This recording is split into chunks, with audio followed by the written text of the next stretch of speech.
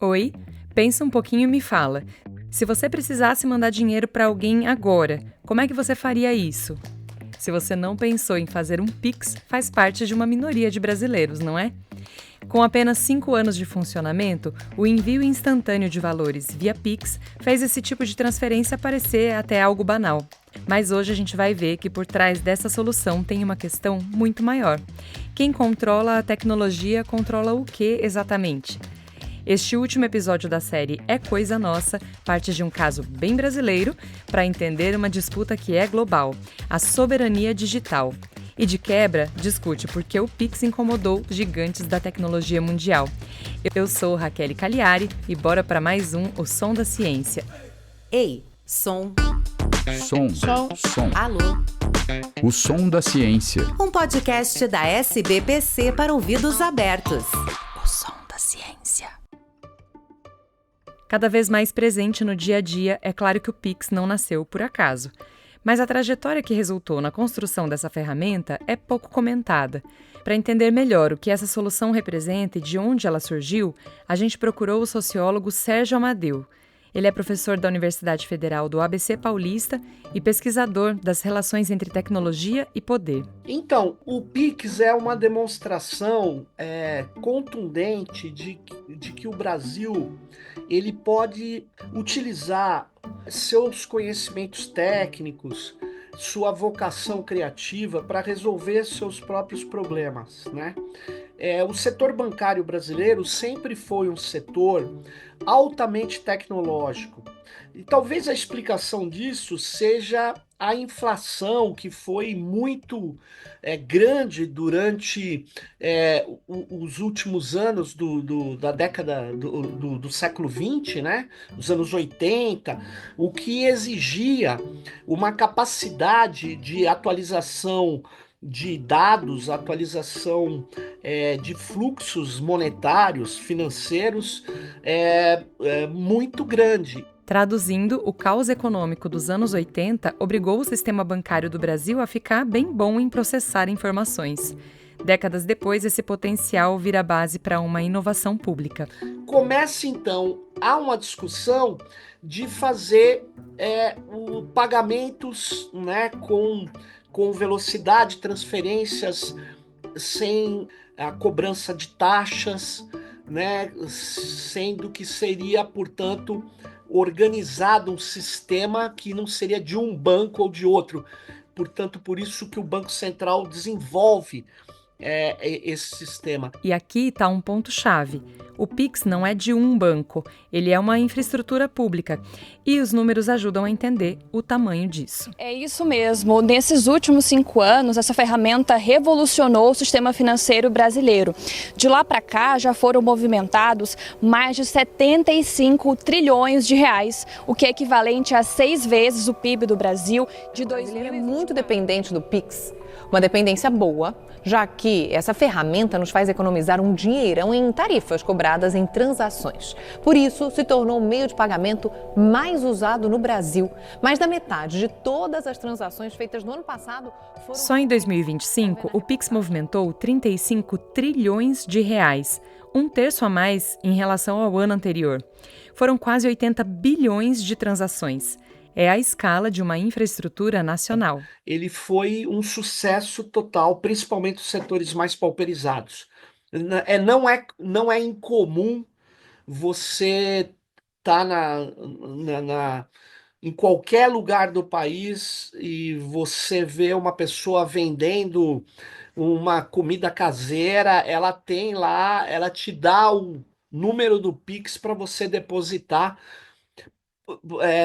fazer o seu depósito, vamos dizer, a sua transferência para a conta dela. Então, isso foi um sucesso, é um sucesso tecnológico e um sucesso de modelo de negócio também, não dá para separar um do outro. O Pix vai do ambulante até a grande empresa.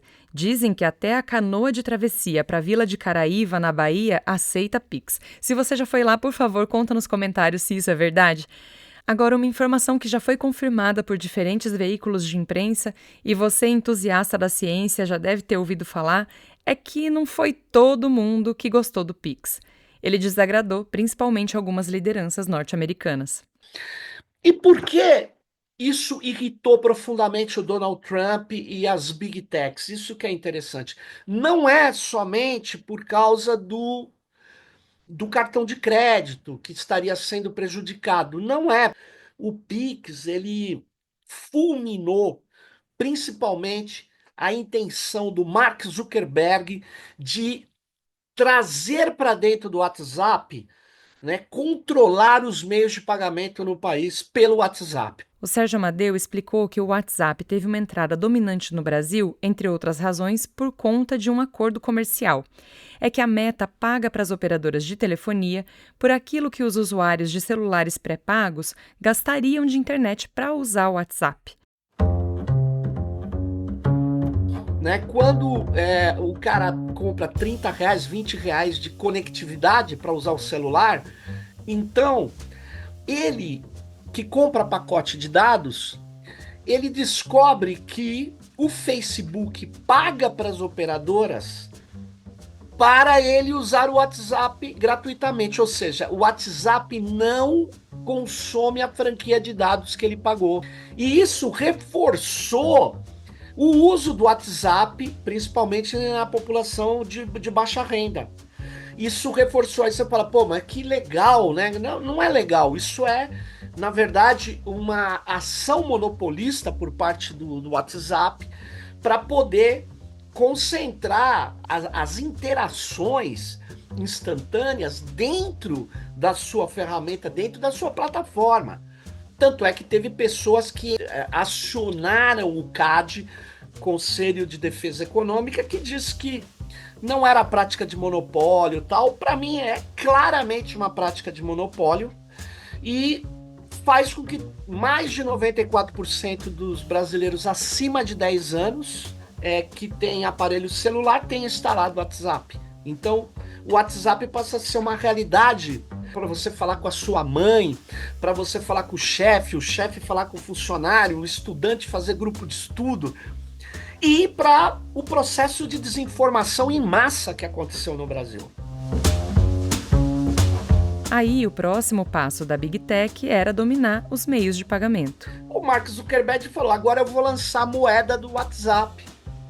E aí o Pix veio e acabou com o sonho do Mark Zuckerberg. Ele queria fazer o que o seu concorrente, que é chinês, o WeChat, é um tipo de um WhatsApp que você chega e paga, recebe, não precisa nem abrir uma conta.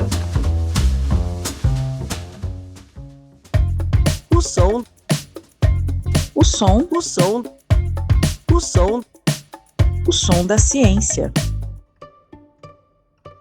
O Pix não foi só uma inovação, ele se tornou uma infraestrutura estratégica e trouxe muito da circulação de dinheiro que era invisível no Brasil para um espaço de formalidade. Ou seja, essa história vai muito além da interface do celular. E, infelizmente, o Brasil ainda tem muito que avançar no campo da soberania digital. Na era da inteligência artificial, isso é estratégico, e por isso a Sociedade Brasileira para o Progresso da Ciência reservou um debate inteiro da série Vozes, aquela que precede as campanhas eleitorais, para discutir esse assunto. Vamos ouvir o que disse nesse encontro o professor de Ciências Sociais da Unifesp, Henrique Zocchi Martins Parra, que pesquisa os impactos políticos da tecnologia. O Brasil ele tem uma infraestrutura uma política muito avançada de difusão de uso de tecnologias digitais, mas ao mesmo tempo, para o funcionamento delas, elas são altamente dependentes de infraestruturas e de contratos com grandes empresas internacionais. O professor aponta que o Brasil digitalizou muitos setores, mas não necessariamente controla aquilo que sustenta essa digitalização. E isso tem um custo alto. Um estudo conjunto da USP, de São Paulo, e da UNB, de Brasília, levantou que o valor gasto desde 2014 pelo governo federal em licenças, nuvem e segurança digital daria para construir 86 novos data centers. Então, só num ano aí de junho de 2024 a junho de 2025, nós temos aqui um contrato de 10, que somam 10 bilhões de reais para colocar em operação aí o funcionamento, digamos, dessas tecnologias. 4 empresas concentram boa parte desses contratos: Microsoft, Oracle, Google e Red Hat. E a questão não é só econômica e financeira. Sim, dados são o novo capital, mas é que a dependência técnica vira também dependência intelectual. Só no caso aqui das universidades brasileiras, em torno de 78, quase 80% delas estão utilizando infraestruturas dessas empresas, né, internacionais.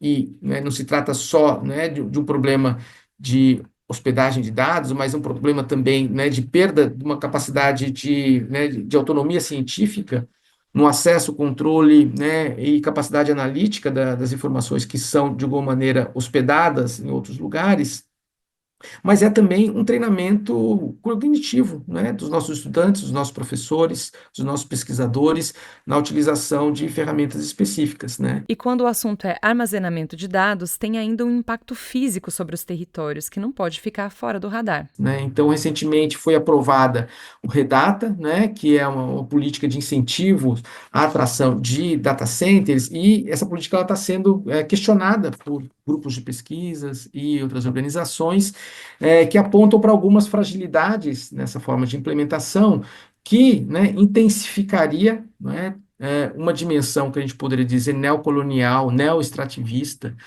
da implementação, né, oferecendo grandes incentivos fiscais à instalação de data centers internacionais, sem né, alguns cuidados, né, não só em termos socioambientais, mas em termos, digamos, de uma capacidade, né, extrativa de informação, de maneira que a aplicação dos data centers em nossos territórios acabam se convertendo, né, em espécies de grandes fazendas, grandes plantations, né, de extração de recursos materiais, água, energia, ocupação de territórios. Uma imagem forte, né? E o alerta também. Plantations digitais. Se você, como eu, não fazia ideia desse REDATA, vale dar uma olhadinha no assunto, viu? Aí eu fui entender por que na entrevista o Sérgio Amadeu batia tanto na tecla da necessidade de ter data centers, acrescentando sempre federados e de baixo impacto ambiental. As pessoas que estão nas universidades sabem o que eu vou falar. As nossas universidades, elas estão vivendo um problema de recursos muito sérios. Todo o setor de TI delas estão sucateados. E aí nós entregamos os nossos e-mails, os repositórios de pesquisa. As universidades entregaram tudo isso para as Big Techs. Quer dizer, a gente, no mundo onde os dados têm alto valor agregado, é o insumo da inteligência artificial, a gente não consegue retê-los nas nossas universidades. Isso está um equívoco. É um equívoco brutal. E aqui, as grandes corporações, vendo o avanço da ideia de soberania digital, lançaram produtos. Olha que curioso, tem o produto que chama Nuvem Soberana da Microsoft, Nuvem Soberana da Amazon e Nuvem Soberana da Oracle. Por coincidência, esses três estão dentro do SERPRO, como máquinas, sistemas. Mas o SERPRO não é uma empresa de processamento de dados do Brasil? E ele tem uma vantagem para ser revendedor. Como ele é uma empresa pública, ele faz uma parceria com a Big Tech e ele dispensa licitação para dentro do Estado. A gente chama isso de barriga de aluguel. Mas afinal, o que é soberania digital? O professor Sérgio Amadeu, junto com o pesquisador chinês Jeff Xiong, propôs uma forma de medir isso, num artigo chamado Índice de Soberania Digital, o caso do Brasil, que está num link aqui na descrição do episódio. Eles mostram que a soberania digital passa por 4 dimensões: dados, infraestrutura, governança e capacidade tecnológica. Ou seja, não basta usar a tecnologia, é preciso poder desenvolver e decidir sobre ela. Esses desafios são muito práticos. Quem traz esse olhar é o professor da Unicamp, Anderson Rocha, doutor em ciência da computação e um dos principais pensadores da inteligência artificial no Brasil. Esse áudio também é do debate da série Vozes da Ciência, que está disponível no YouTube da SBPC. Falando um pouco, uma provocação feita pelo Henrique, que muitas universidades fazem pesquisas, né, com o uso de data centers internacionais, esse é fato. Sabendo desse fato, inclusive, no nosso laboratório de inteligência artificial Recode AI, nós temos a nossa própria nuvem, nós fazemos 100% dentro da Unicamp.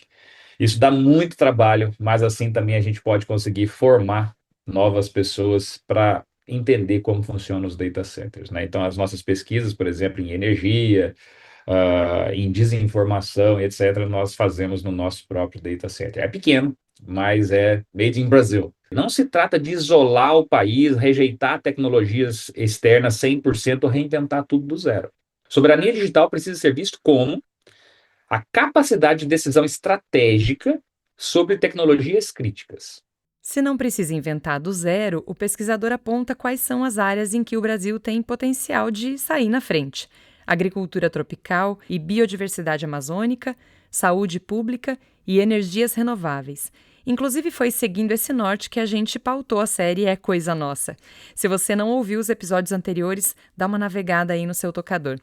E tem ainda uma outra vantagem apontada pelo professor, que é o capital científico do Brasil. Saiu um relatório ontem que mostra que o Brasil é hoje o maior pool global de talentos de alta capacidade.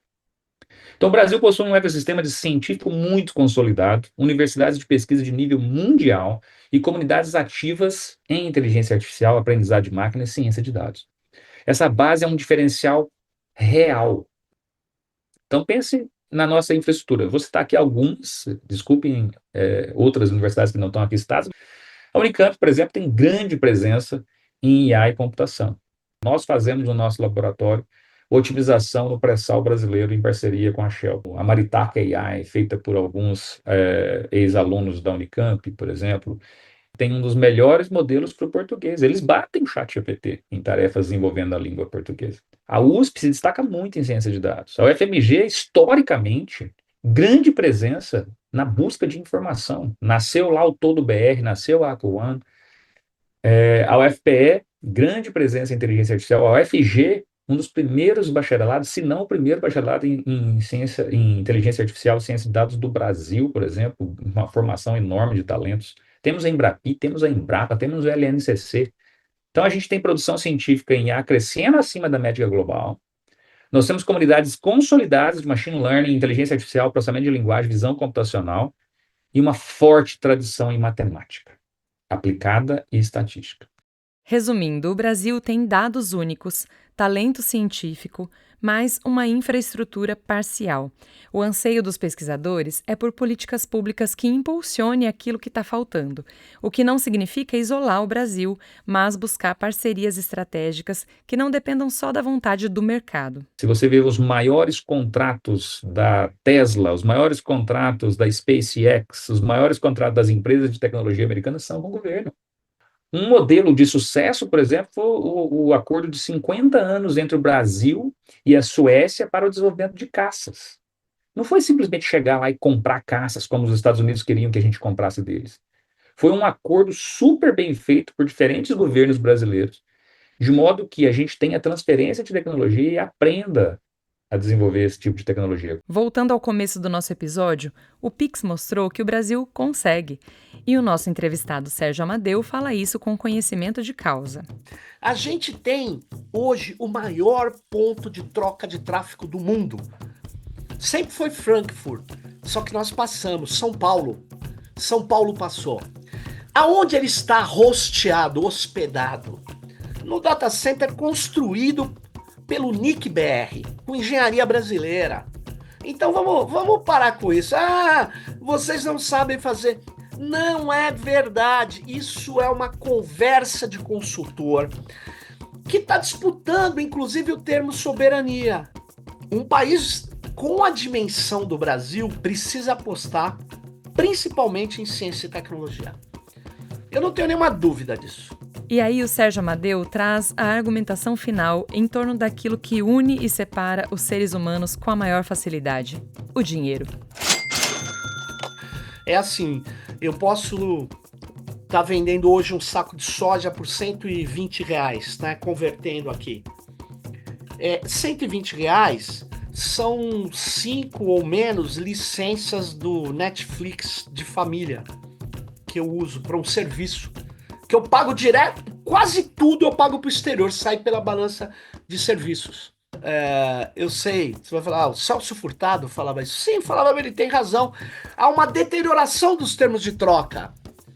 Não adianta você falar, nosso país Olha quanta agricultura, ainda bem, porque a gente não pode ter uma segurança alimentar, soberania alimentar, mas dizer que a gente vai virar algo importante no mundo só vendendo grãos ou boi in natura, quer dizer, gente, não tem uma dimensão da tecnologia que a gente precisa cuidar. Ela é hoje estratégica do ponto de vista econômico. Não é à toa que os Estados Unidos estão fazendo o que está fazendo. A China é a China hoje, não é porque eles têm 1 bilhão de pessoas, é porque eles apostaram em tecnologia. O Pix é uma solução gratuita para o usuário, porque é pública, o Estado arcou com os custos para ela ser desenvolvida. O software que eu usei para editar esse podcast é gratuito, porque é um programa de código aberto, desenvolvido coletivamente, sem uma empresa que tenha fins lucrativos por trás. Mas muitas coisas que parecem grátis ou mais baratas para o usuário no mundo digital podem cobrar um custo alto no presente e no futuro. O atual momento de desenvolvimento da inteligência artificial exige agilidade para que o Brasil seja protagonista e não apenas um usuário de soluções importadas. E isso só vai acontecer com a participação da ciência e de cada um de nós como cidadãos. Eu sou Raquel Cagliari e agradeço ao nosso entrevistado Sérgio Amadeu pela ajuda para entender os caminhos da soberania digital no Brasil. E a você pela escuta e a curiosidade que movem o som da ciência. Fale com a gente pelas redes ou pelo e-mail osondaciencia@sbpcnet.org.br. Se você gostou desse episódio, compartilha que aqui é que nem Pix, não tem taxa. Até a próxima! Você ouviu O Som da Ciência. Um podcast da SBPC para ouvidos abertos.